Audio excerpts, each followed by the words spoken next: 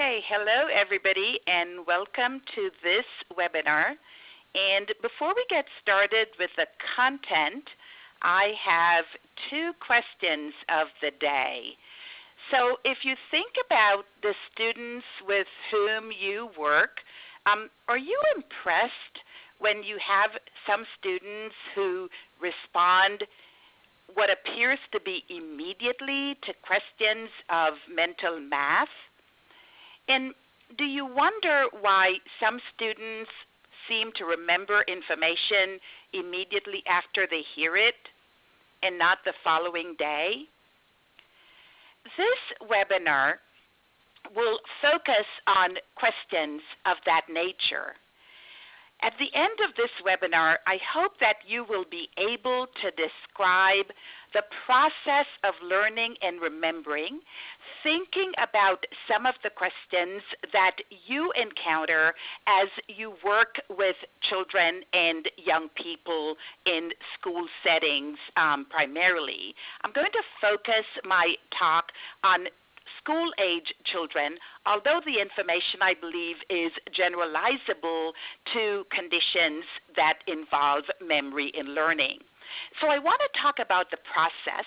I want to talk about some theories of memory and learning, and then I also want to talk about some commonly used assessments of memory and learning. So when we think about memory and learning, I want us to stop and think about memory for a minute.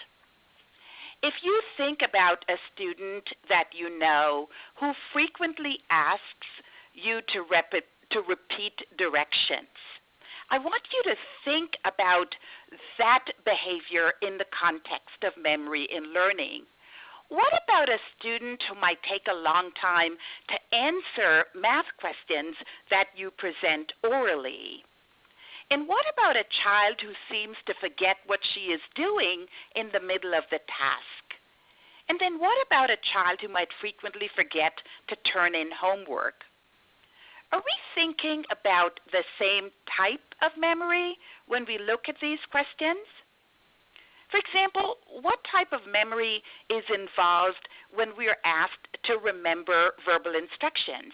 And what type of memory is involved when someone stops doing what he was doing in the middle of a task?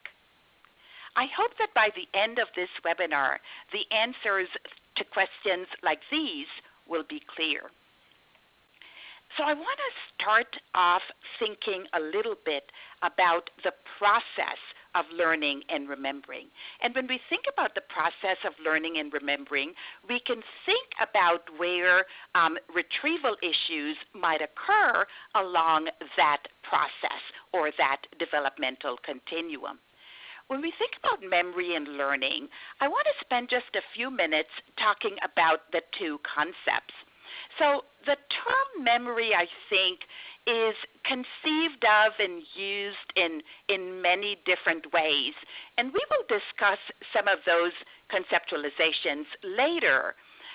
But for now, I want us to think about the concepts of memory and learning as being closely linked. And that is because, as Squire has said, memory is the natural outcome of learning. So if you think about learning as the process of acquiring new information, memory would then be the persistence of that learning in a state that we can access at a later time. So in other words, if you think about memory, memory is the indicator that learning has previously occurred. It's important, I think, to note that memory is certainly related to learning, but it's distinct from learning. So for example, we may learn a new language by studying it, by receiving input through the eyes and ears and through the other senses. And maybe I learn a new language, maybe by speaking it, by writing it. So when you think about input and output demands for learning, certainly think about how we receive the information and how we might able to learn that information, maybe by practicing or speech or by practicing or writing. But when I learn a new language, I will then be able to speak it by using my memory to retrieve the words that we've learned. Similarly, if you think about learning math, you think about maybe registering, again, maybe visually, maybe registering verbal information. You learn math facts by registering or encoding numbers visually and verbally, and maybe, again, by saying and writing the numbers and writing the sum. And also when you then later on ask me to solve math problems, maybe what I do is I go to my memory, I go to long-term memory, retrieve from long-term storage those basic facts, and then that information is moved to my working memory so that I can hold in my working memory the information that I need in order to solve that word problem. So when you think about memory in learning, think about memory as certainly related to but distinct from learning, because memory depends on learning, because it is the memory that lets us store and retrieve learned information. But learning also depends on memory, because the knowledge that is stored in our memory provides the framework to which new knowledge is linked by association and inference. So you will often see these two concepts discussed simultaneously because, as I indicated, they are certainly related to one another. When you think about the stages of memory and learning, I want us to think about memory and learning as a process. So stage one begins by encoding information. External information is transformed. External information comes in through the senses, what you see in your environment, what you hear, what you touch, what you taste, what you smell. The external information is transformed into mental representations or memories, and that external information is stored in short-term memory. Now, the second stage, consolidation, refers to biological processes that enable us to solidify information from immediate stores into long-term memory stores. And then on demand, when you ask me those math questions, I may have to retrieve from long-term memory the information in order to bring it back into conscious awareness so that I can give you the answer. Are you able to hear me okay, Sherry?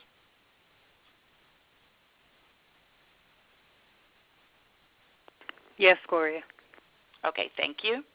Okay. So you think about the encoding, the consolidation, and the retrieval of information. And important in thinking about memory and learning in terms of a process is that there might be, if an individual is struggling to learn and remember information, it might be that the breakdown is occurring at the stage of encoding. It might be that the information is encoded or registered effectively, but the information is never solidified into long-term stores. Or it might be that the information is indeed in my long-term storage area, but for some reason I struggle to retrieve that information to bring it back into conscious awareness. Any assessment of memory and learning should allow us to identify difficulties with memory and learning, and if we identify weaknesses, we should be able to identify the stage at which those difficulties are occurring. Now, I want us to think about some different terminology that is used by different researchers. Dr. Dan Miller and Dr. Colin Elliott talk about the process of learning, that when we're learning information, we begin by collecting information through the senses. The information is sorted and stored, and so that later on we can access the information in our storage system to retrieve that information on demand and to apply the information to answer specific questions.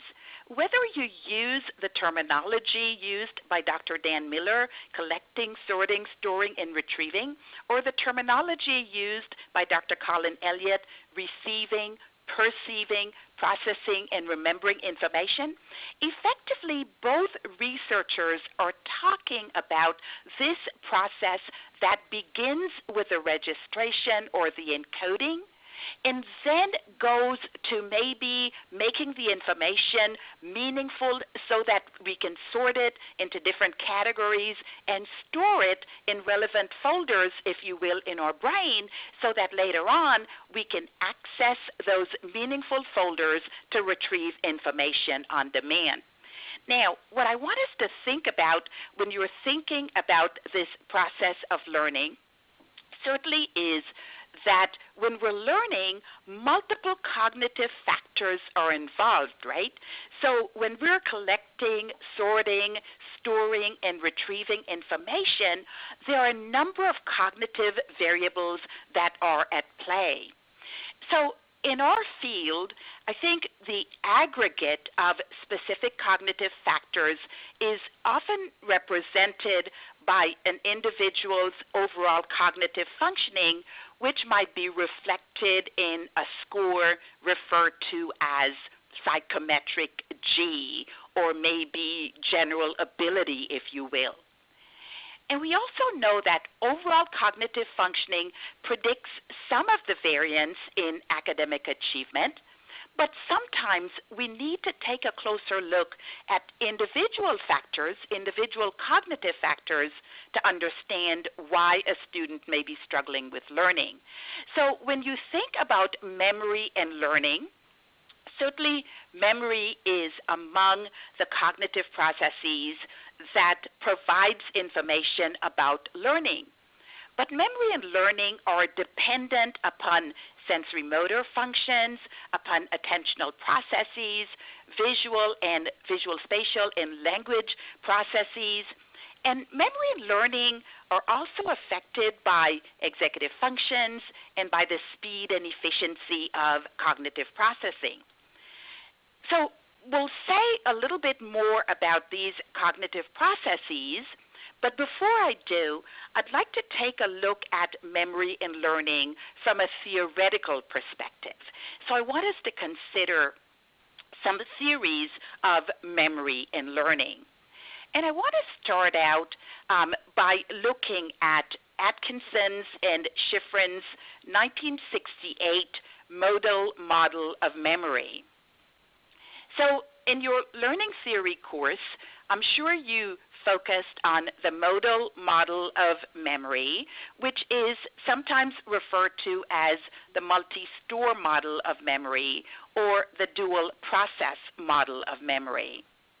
And these researchers suggested that memory is made up of a series of stores, a sensory store, a short-term store, and a long-term store.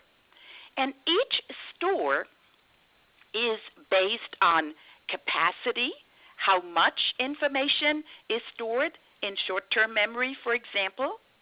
It's also based on coding, what is stored in short-term memory, for example. And it's also based on duration, how long is the information stored. So if you had to think about this in terms of those three modes of memory or those three stores of memory and the features of each, capacity, coding, and duration, we might come up with a table that looks something like this. So if you think about sensory memory, for example, the things that you continue to maybe to hear, to see, to feel, to taste, even after that thing is gone, sensory memory has a high capacity.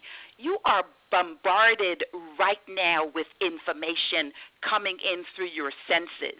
If you look around your room, there are all kinds of information that would be entering your sensory memory through your visual system, through your eyes. But the thing about sensory memory is that it has a very short life. only a few milliseconds. So when you think about sensory memory, think about visual memory, also referred to as iconic memory. Think about verbal memory, referred to as echoic memory. And think about the fact that even though sensory memory has a high capacity, the information remains in sensory memory at most a few seconds. So the best way I think to think about sensory memory is to think about sensory memories like background noise in our memory systems. I think the example that we read about in psychology textbooks often is the cocktail party effect, right? So if you're at a cocktail party talking to a friend, you're attending to that conversation with your friend. There are a number of background conversations around you, but you're really not attending to those conversations, even though you are aware of those conversations around you. But what if somebody across the room suddenly mentions your name? Immediately you shift your attention to that conversation to hear what the person is saying about you. So the thing about sensory memory is that we can extract information from sensory memory if we attend to the information quickly. So attention really is important if we want sensory memory to last for more than several seconds. So in this example, if I hadn't attended to the fact that I just heard my name, that information would have been lost really quickly. Now, think about sensory memory in relation to short-term memory. Unlike sensory memory that has a high capacity, short-term memory has a limited capacity, right? And we are aware of this, especially as adults, because we often talk about the fact that adults can hold in short-term memory between 5 and 9 chunks of information. That number 7 theory, 7 plus or minus 2. And I think the research is clear that it really doesn't matter what the items are that we're trying to retain or to hold in our short-term memory, whether numbers or letters or words. But if you think about that number 7 theory, you're thinking in our field as clinicians, you're thinking about that as the capacity of short-term memory. Maybe the span, the memory span, if you will. So like tasks like digit span will allow us to identify the capacity of the individual's short-term memory. Now, one of the things that's important when we think about short-term memory is that we can increase our short-term memory capacity, right? So, for example, if I could find a way to chunk together groups of objects, maybe I can increase my capacity so that, for example, here, even though I have a number of letters right here, 12 letters to be exact, if I can recode that information acoustically, and if you do that right now, you can see that essentially what you will be trying to hold in your short-term memory would be 4 chunks of information: NFL, CBS, IRA, and MTV. So again, there are ways for us to increase our short-term memory capacity by chunking together information, especially information that we can recode acoustically. Now, the thing about information in short-term memory is the duration is really limited. Information will last about 20 seconds in short-term storage, but it can have a long duration based on continual rehearsal. So the best example, and I've heard this given very frequently, would be a telephone number that somebody gives you, and as long as you continue to mentally rehearse that number in your head, you can conceivably hold that telephone number in short-term memory. The thing is that as soon as you are just the slightest bit distracted, what you'll notice is that that telephone number is lost to conscious memory. I think another task in a research task, and I encourage you to take a look at that, but I'm sure most of us are familiar with this task. A research example of the impact of rehearsal on the duration of information in short-term memory certainly is the Brown-Peterson task, right? So the experiments that John Brown and Lloyd and Margaret Peterson conducted at Indiana University in the 1950s. I think the important thing about sensory short-term and now long-term is that permanent storage will occur, and that is the long-term store according to Atkinson and Shiffrin. So information must be transferred to long-term memory in order for the information to be stored permanently when you're thinking days, months, and years. Now, there is unlimited capacity in your long-term storage area, and the information, the most effective way to store information in long-term memory and to retrieve information from long-term memory is deep processing, where you're thinking about finding a way to make the information meaningful. Whether you're thinking about visual information or auditory information, if we can see some semantic relationship between the information we're trying to store and prior knowledge, for example, we're more likely to be able to sort and store that information in a folder that will facilitate access later on.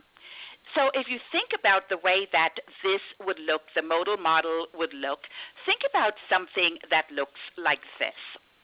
Maybe you're thinking about starting out with information that you see. And sensory memory, this is essentially what you'll have here. You see the phone number, and if you pay attention to that phone number, and here's the thing I want to point out when you're thinking about paying attention to information that's in written form. Often the information might be received through the eye, but really the information is stored in the phonological loop, which I'll describe in just a few slides here, is stored in the phonological loop because as soon as we attend to this number, we actually start recoding those visual symbols acoustically, right? So what I'm going to do is say the number out loud, but once you pay attention to the number, that information enters your sensory memory, and you rehearse that information that allows it to enter your short-term memory. And information from short-term memory, according to Atkinson and Shiffrin, is transferred to long-term memory only if that information is rehearsed. So again, at the sensory memory level, we are required to pay attention in order for that information to be transferred to short-term memory stores. When it's in the short-term store, we rehearse, which enables us to consolidate the information into long-term stores. Now, here's one thing I want you to take a look at. When you think about long-term storage, you think about storing the information in some meaningful way. So here I want to add Sue's phone number, and I'm going to add her phone number to a folder that already includes the phone numbers of a number of my friends whose names begin with S. So again, think about the way that you assign meaning or make the information meaningful in order to facilitate storage and retrieval. So one of the things that I want to point out is that when we are acting on information, when we are using information, we're using the information in our short-term store. So if you're asking me to perform mental math, for example, what I will do is either receive the information from the environment, if you are saying the numbers, or maybe I receive it from the environment, and then what I do is I also pull down from my long-term memory information, my basic fact knowledge that will allow me to quickly solve that problem. So when you think about short-term memory, when you're actually engaged in problem solving, you are working with information that might come from the environment as well as information that you are accessing from your long-term memory stores. So again, I want you to think about this process, especially when you think about why it is that a student might be struggling with some of those tasks that require memory in learning.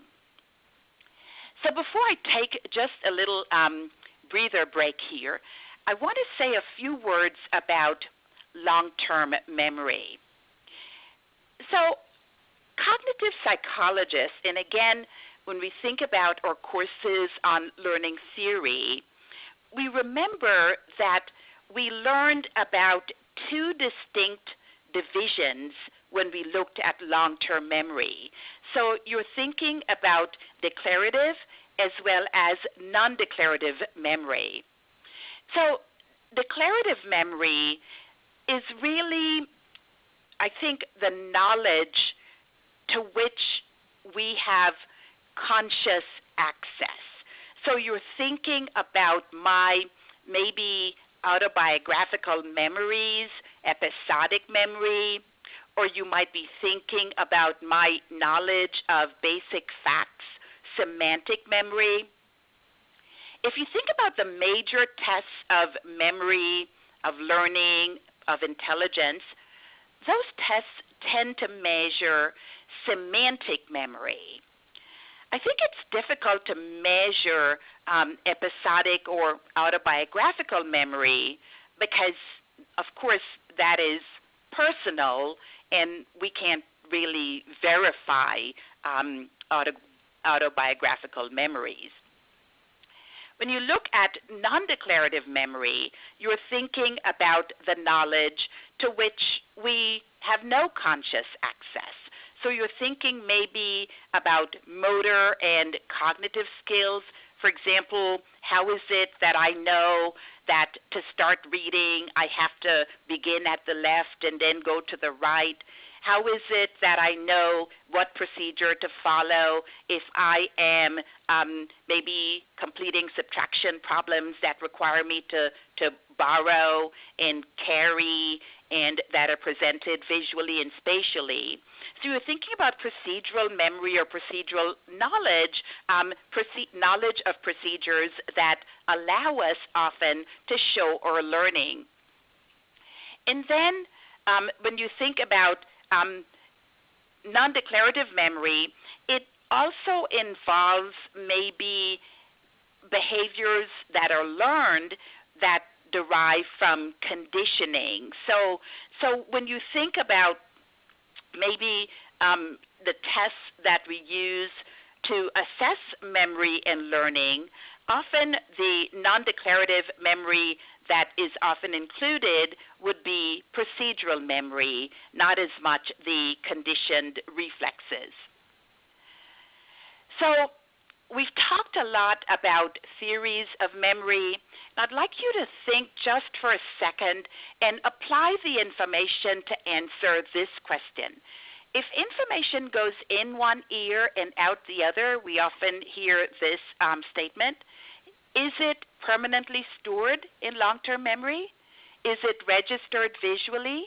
Is it transferred to short-term memory? Or is it not encoded? So if you would choose your response and then click Submit.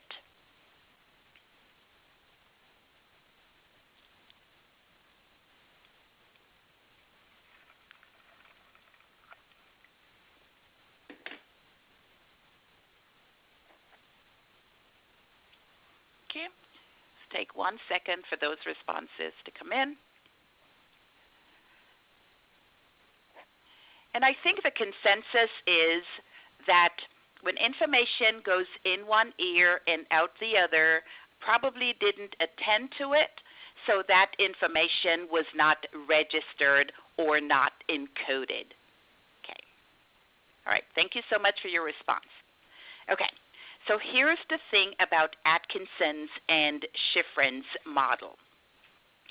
So there is some evidence in support of the modal model, and certainly I want to mention as evidence for the modal model, I want to mention the serial order position effect, because the serial order position effect provides support for the distinction between short-term and long-term memory.